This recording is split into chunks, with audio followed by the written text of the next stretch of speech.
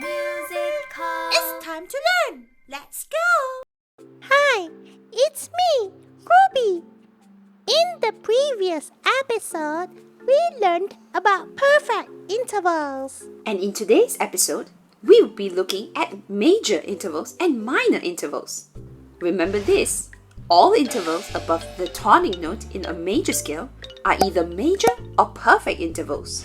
From the previous episode, we know that there are perfect unison, perfect fourth, perfect fifth, and perfect eighth. So the remaining second, third, sixth, and seventh are major intervals. I see. Okie dokie. These are how the major intervals look like on the piano keyboards. Now here's something interesting.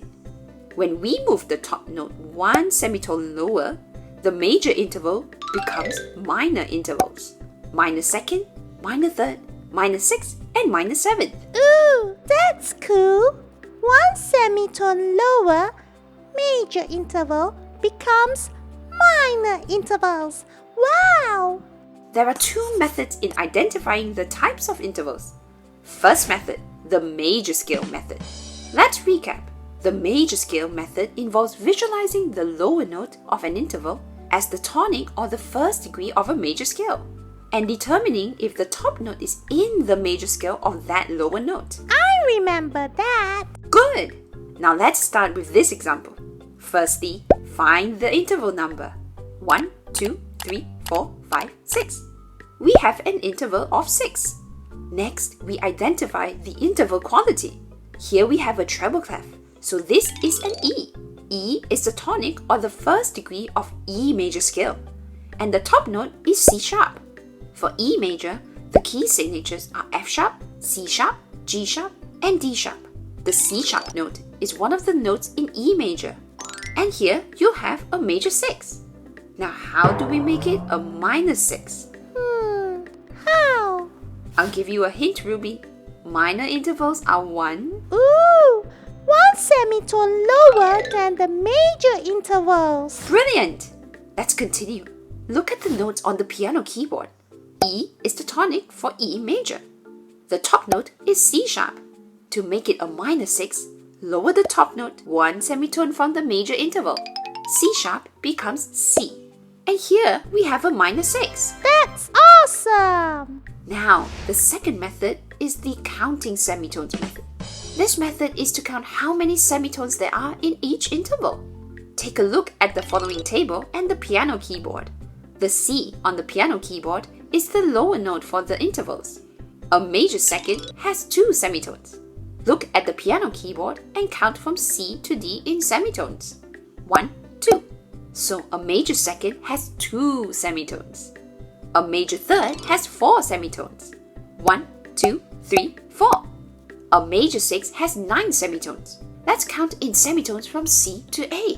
1, 2, 3, 4, 5, 6, 7, 8, 9. Major 6. And lastly, major 7th has 11 semitones. Count from C to B. 1, 2, 3, 4, 5, 6, 7, 8, 9, 10, 11. So, a major 7th has 11 semitones.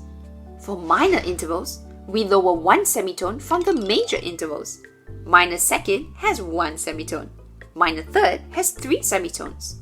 Minor 6th has 8 semitones. And minor 7 has 10 semitones. And there, you have a complete table of major and minor intervals according to the number of semitones. Nice! Quiz time! Which of the following is correct? Perfect second or major second? Major second! Good! Next, identify the melodic minor third for this note. Alright! First, find the interval number 1, 2, 3. Interval of third.